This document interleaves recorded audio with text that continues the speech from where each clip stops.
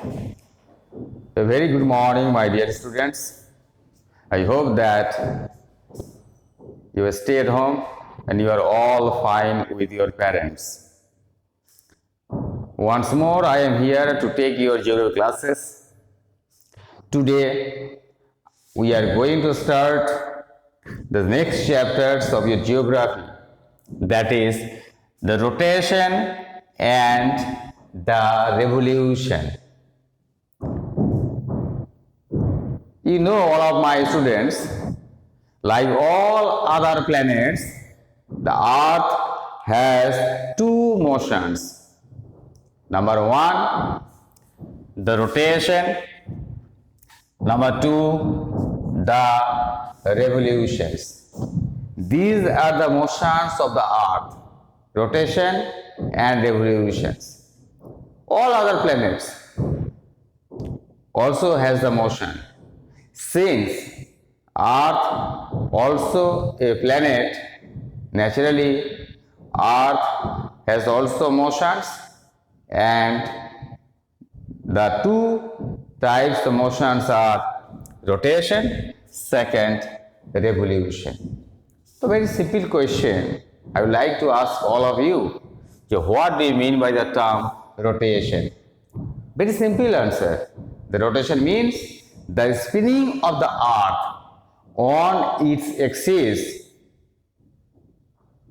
in almost 24 hours from west to east is known as rotation. The spinning of the earth on its own axis from west to east, which takes almost 24 hours time, is known as rotation. Then what is revolution?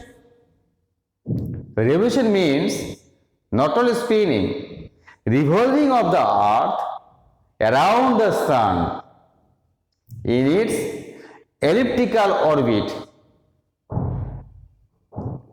which takes almost 365 days, is called revolution.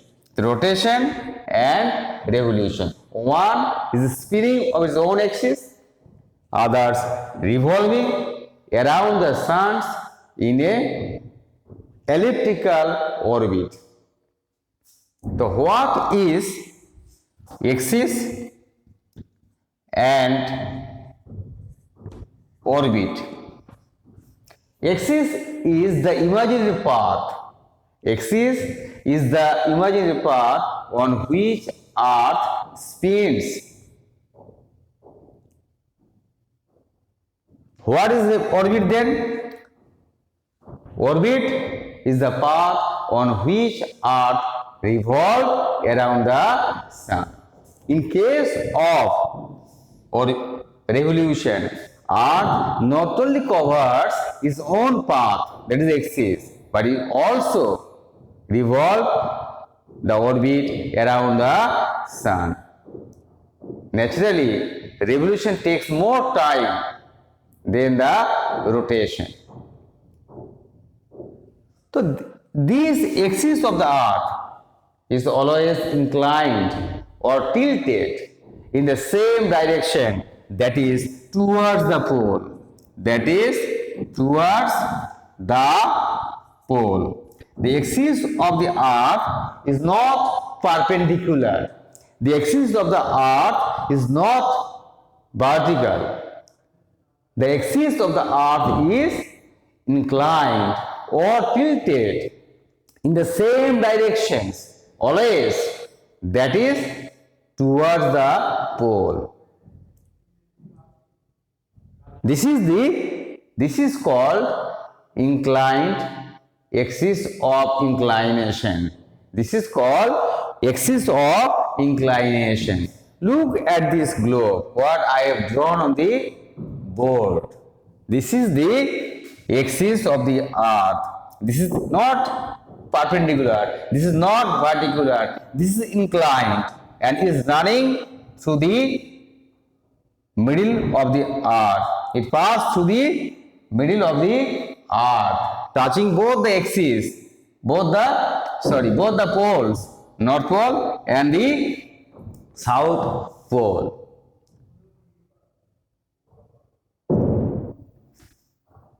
If you look at this point, this is the vertical. This is the vertical. From the point of view of verticals, that it creates an angle of 23rd half degree. If we draw other plane which run or pass to the middle of the earth, what we call the equator. So in respect of this orbit, the angle is created 66 half degree. 66 half degree. So in respect of the axis, that is 23rd half degree. On the other hand, in respect of this orbit or orbital plane, this is 66 half degree angle is created. So this axis always tilted towards the pole, and that is why it is called inclinations of the axis. So these inclination axis created angle vertically 23rd half degree, and in respect of orbital plane, this created 66 half degree. So what is rotation? Just now I told you, the spinning of the earth on its axis, the spinning of the earth on its axis from west to east, which takes almost 24 hours time, is called the rotation. This is the direction. This is the directions of rotation. What is the direction? West to east. What is the direction? West to east. That is the directions of the rotation. Direction of the rotation. Second, the inclination. Second important features of rotation. Inclinations of earth axis with angle of 23rd half degree vertically and 66 half degree in respect of orbital plane. This is 66 half degree. Third, what is the speed? What is the speed of the earth rotation? The speed of the earth rotation is not uniform. It varies. The maximum speed of the earth rotation at the equator, maximum speed almost 1700 km per hour, 700 km per hour or 1600 km per hour. This is the speed of the rotation near the equator. But if we move from the equator towards the poles, either North Pole or the South Pole, the speed of the rotation decreases. As it moves away from the equator, from the center of the earth towards the pole, either North Pole or the South Pole, the speed of the earth is gradually decreasing, and at the pole it becomes zero. We do not feel any motions at the poles. So this is the characteristics of rotation. So what are the characteristics of rotation? So number one is direction. What is direction? West to east. Second, the inclination. What is inclination? Just now I told you. The axis of the earth is always inclined with angle of 23 half degree vertically and is respect of orbital plane, that is 66 half degree, and it's always tilted towards the pole, North Pole and South. This is called tilted axis of the earth or inclinations of earth axis. And third features, just I told you, that is the speeds of the rotation. It is not uniform, it is varies, and maximum speed is at the equator. As we move from the equator either towards the poles, North Pole or South Pole, the amount of speed gradually decreasing and it becomes zero at the poles. So this is about the rotation. Now we are going to discuss about the consequences of the rotation. So what are the results of the rotation? All of you know rotation causes, or the most important impact of the rotation causes day and night. Day and night. Rotation causes day and night. Why? This is because every part of the earth do not get equal amount of sunlight. Always a portion of the earth gets light where it becomes day, but the part which do not get light where there is a night. There is night. This happens with progressions and precessions, not by sudden. The time when the sun began to cast its light, this is we call the dawn. When the sun began to cast its light first, this is called dawn. But at noon, At noon, the sun is overhead. And we get maximum heat. When the sun just is overhead, we get the maximum heat because the overhead sun gives more heat and light because it falls directly on the earth surface. Naturally, the time when is disappearing from the sky or begin to set, this is called dusk. And after that, the suns begin to disappear from the sky, and ultimately this position is called the night. This is called night. When the sun is completely disappearing from the sky, this is we call the night.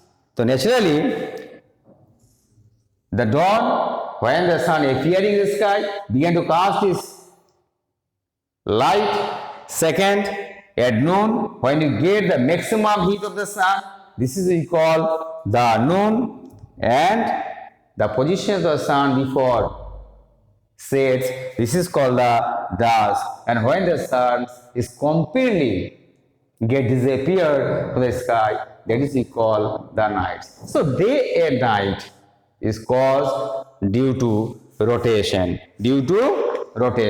Second important results of the rotation, that is sun sets and sun rises.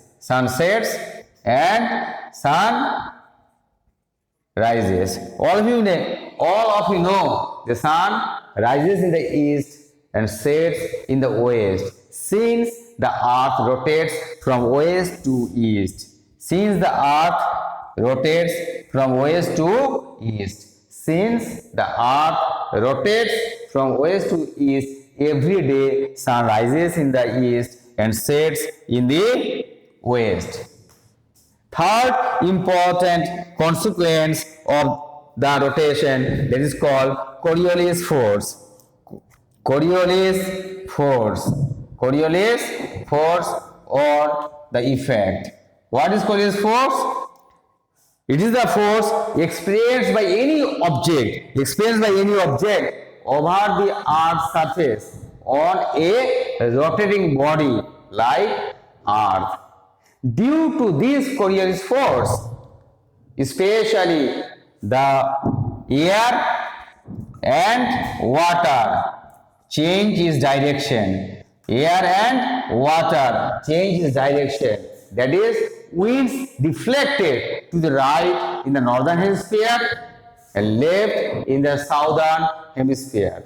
It is because of the rotation, it is because of this Coriolis force, the ocean currents also developed and deflected either to the northern hemisphere or to the southern hemisphere. This all happens due to the rotation, and this rotation this causes force caused due to the rotation. Other important consequence of the Earth rotation, that is the centrifugal force. Centrifugal force. Centrifugal force. This is the apparent outward action of the Earth from the axis, from its own axis. Outward action, outward force. Force always move outward from the axis. Such centrifugal force is created because of the rotation.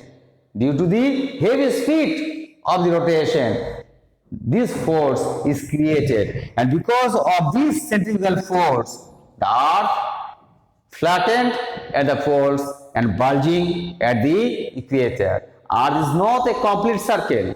Earth is not a complete circle. Earth is spherical, which means Earth is flattened at the poles and bulging at the equator because of this centrifugal force caused by the rotation, created by the rotation. So these are what? The results of the rotation. Other important thing,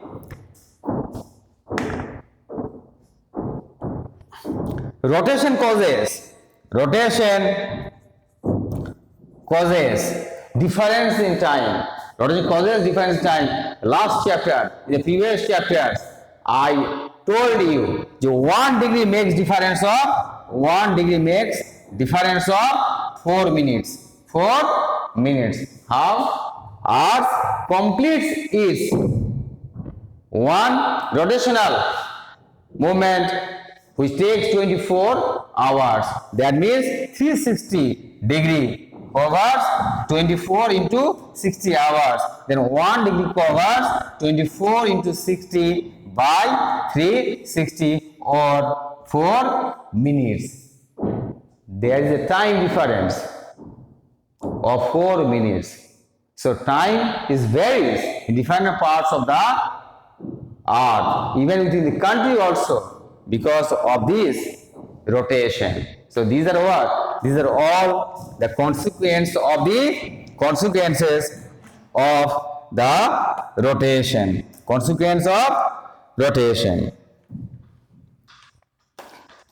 Other important thing, that is side of the earth. Side of the earth. There are two phases of the earth, northern phase and the southern phase. But keep in mind here, only one part of the earth experiences light, but another part at the same time experiences the dark. When the darkened part comes to the lightened part, there is a day, or when lightened part again moves to the darkened part, there is a day. So this thing is continuous, not sudden. This thing is a continuous process. This transformation from the lightened to the dark, or from dark to the light, there is imaginary line, what we call the circle of illumination. Circle of illumination. Circle of illumination. What do we mean by the term circle of illumination? The circle of illumination means this is an imaginary line which separates the darkened part and the lightened part. It always remains in the same position, which makes separate the day and the light. So this imaginary line which separate day and night is called the circle of illumination. So this is about the results of the rotation. So I repeat, rotation causes day and night. Rotation causes a force what we call centrifugal force. Due to this, earth flattens the poles and bulging at the equator. Third is rotation. The movement of the winds also deflected to the right in the northern hemisphere and to the left in the southern hemisphere. Now my question to all of you, the axis of the earth, is not straight line, it is how? It is a tilted, north pole and south pole. It is not perpendicular, it is tilted. Tilted what? 23rd half degree from the vertically, and if we draw a plane from here, it may be 66 half degree. Then what would happen if the inclined earth axis, instead of inclined, become the perpendicular or the vertical? What would happen? Number one then, or the most important effects of the inclinations of the earth axis, that is the variation of day and night. Every places of the earth gets 12 hours day and 12 hours night. There is no variation of day and night if the earth axis, instead of inclined, become the perpendicular. Second important thing, due to inclinations of the axis, there is a variation in temperature also. Every place of the earth do not get equal amount of the heat. The places are not getting equal amount of heat because the axis of the earth is inclined, not perpendicular or vertical to the earth axis. If the earth did not revolve around the sun,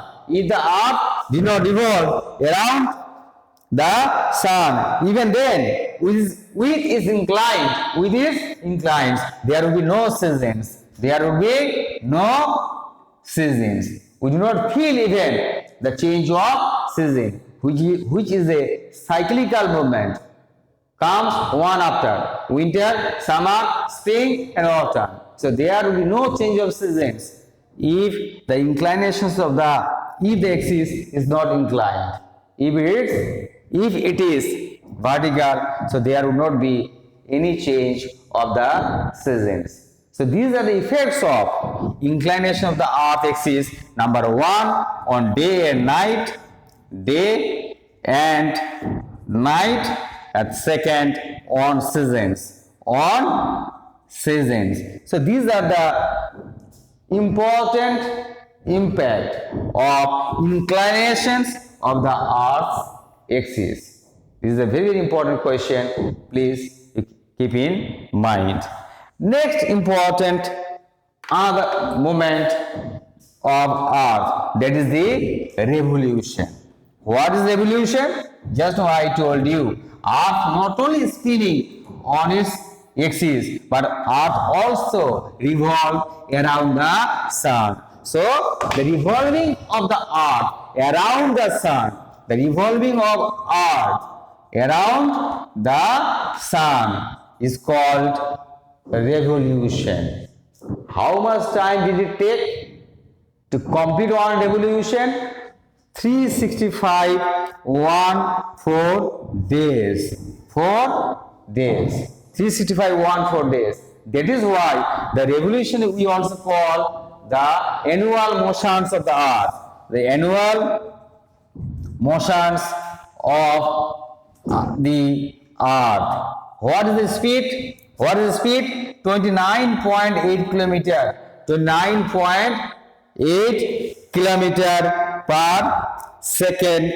That is the average speed of the earth while it revolving around the sun, to 9.8 kilometer or 1 lakh kilometer per hour. 1 lakh kilometer per hour. This is 29.8 kilometer per second and 1 lakh kilometer per hour. So this is the speed of the revolutions of the earth. But keep in mind here that these revolutions, this speed of the earth is not uniform. It's also vary. So I told you the maximum speed of the earth's revolution near the equator. but as you move near the equator, and it decreases when it moves from the equator to other places. Third important things, the time 365 1/4 days. This is called, normally we consider 365 days equal to 1 year, but there is extra 1/4 days. So every after 4 years, the month of February become, instead of 28 days, it become 29 days. What we call the leap year. So the year in which the month of February with 29 days, that is called leap year. That means the leap year is a year with 366 days. 360 days. So leap year, normally the year becomes with 365 days, but leap year becomes with 360 days, because these 1/4 days we added and makes it one complete day every after 4 years. So this is called the leap year. So these are the characteristics of the revolutions. What are the impact or the consequence of revolution? Rotation causes day and night, no doubt. Rotation causes day and night, but revolution causes the change of seasons. Change of seasons, very important.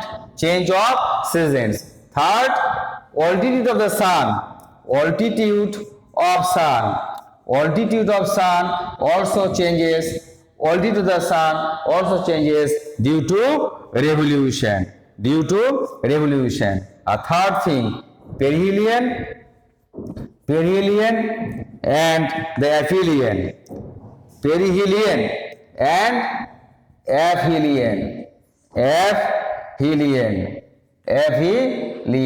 The distance between the sun and the earth is not uniform, is not same, it's vary. The maximum distance between the sun and the earth is on 4th July, almost 1.152 million kilometer. 152 million kilometer. This maximum distance between the sun and the earth is called the aphelion. And the shortest distance between the sun and the earth, which occurs on 3rd January, this is called perihelion. So aphelion and perihelion. The distance between the aphelion and the perihelion, almost 5 million kilometer, not maximum. So 147 and 152 kilometer. So this is called aphelion. So what is the meaning of the word aphelion? The word aphe means distance away from the sun, and helion means the sun. What is the word? What is the meaning of the word perihelion? The word perihelion comes from the Latin word perigi, which means moves away from the sun. Helion means the sun. So naturally, perihelion means near the sun. Aphelion means far away from the sun. The maximum distance between the earth and sun known as aphelion, and the shortest distance with these two known as perihelion. So these are the consequences of the revolution. Next day we will discuss about the seasons and the solstice. Summer solstice, winter solstice, and also the equinox. Okay, today is no more.